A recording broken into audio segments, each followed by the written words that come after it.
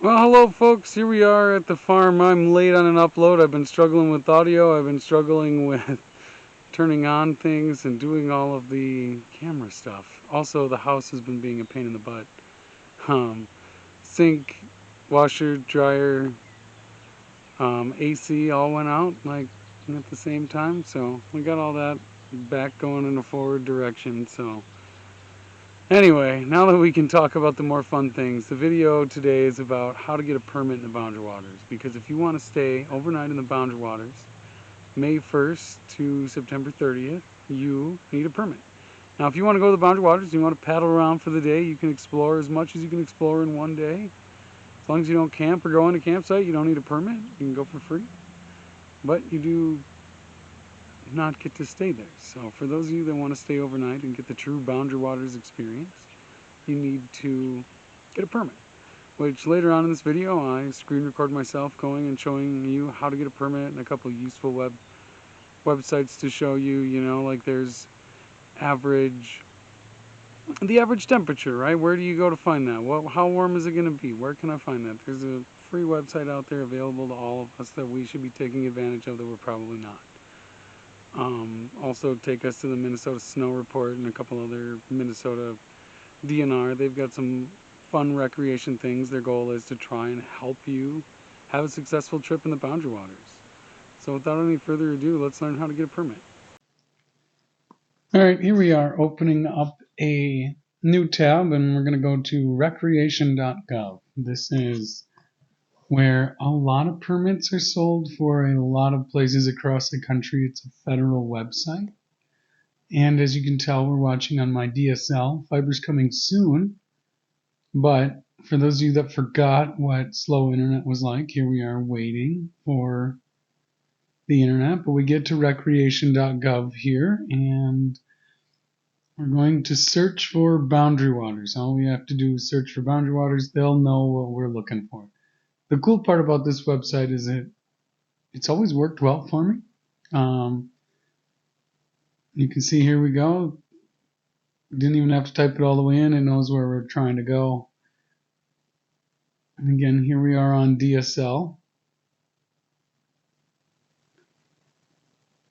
There we go. Now, if you look to the right side, explore available permits, when I'm hovering over it, that you can click that. You don't need to go through these questions. If you know you want an overnight paddle permit, you can click that.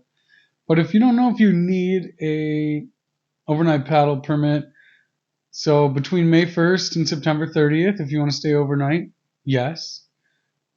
There's some places in the Boundary Waters you can use like a 10 or a 5-horse motor.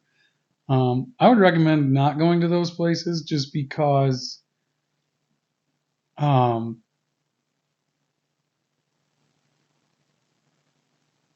there's a lot of people there, and the true Boundary Waters experience really is the non-motorized experience. All right, so now we're looking at the available permits that we have.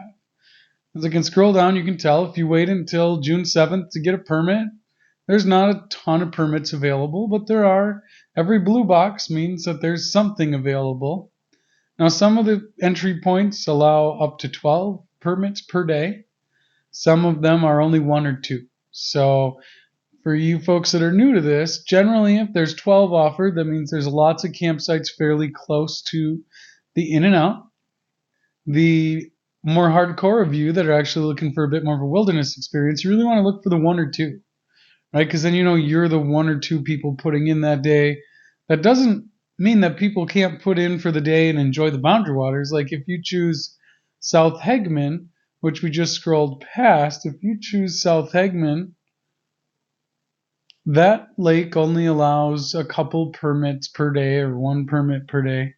However, there's not hieroglyphs, that's ancient Egyptians. There's pictographs, Native American pictographs. And so you'll see a constant slew of people. Also, the Blacktop Road from Ely really ends right at the South Hegman entrance.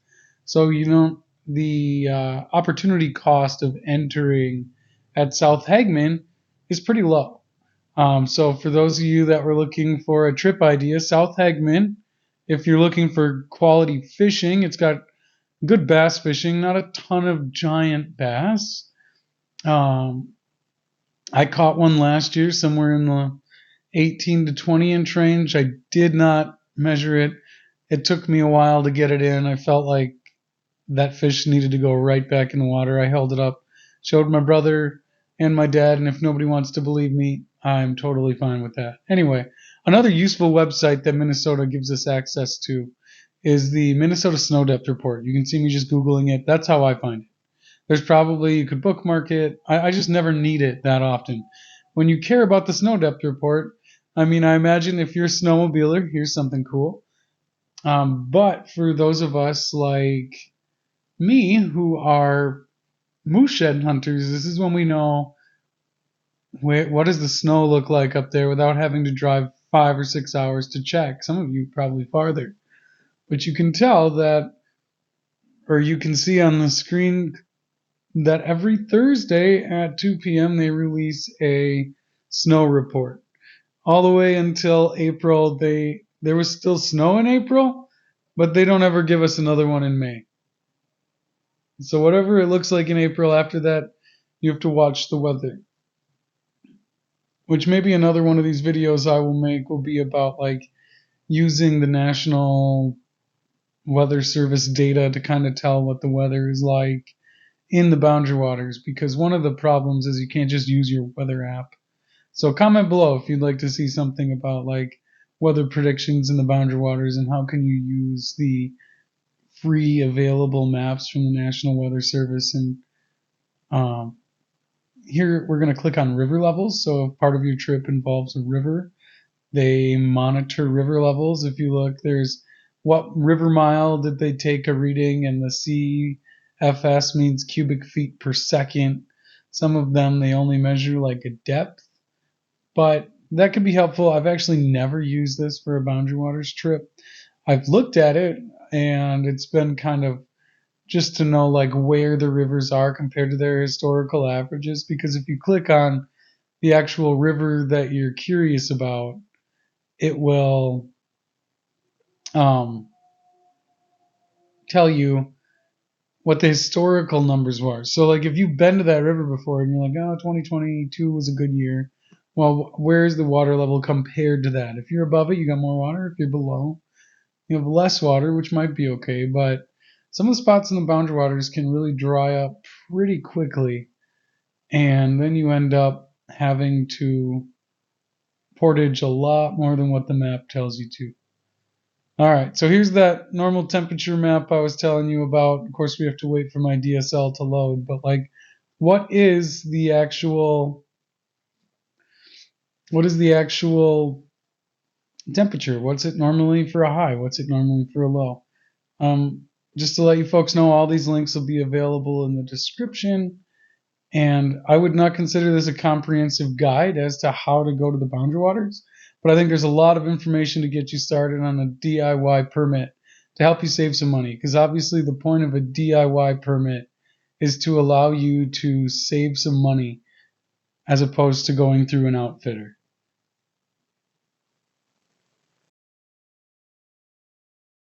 All right, folks, for those of you that hung around all the way this far to the end, a couple of bonus tips for you. Bonus tip number 1. Permits go on sale at the end of January. I know that doesn't benefit anybody right now, but set a reminder. Set a reminder. When do permits go on sale? I'll put it on the screen for you. I didn't look it up before the video, but it'll be the end of January.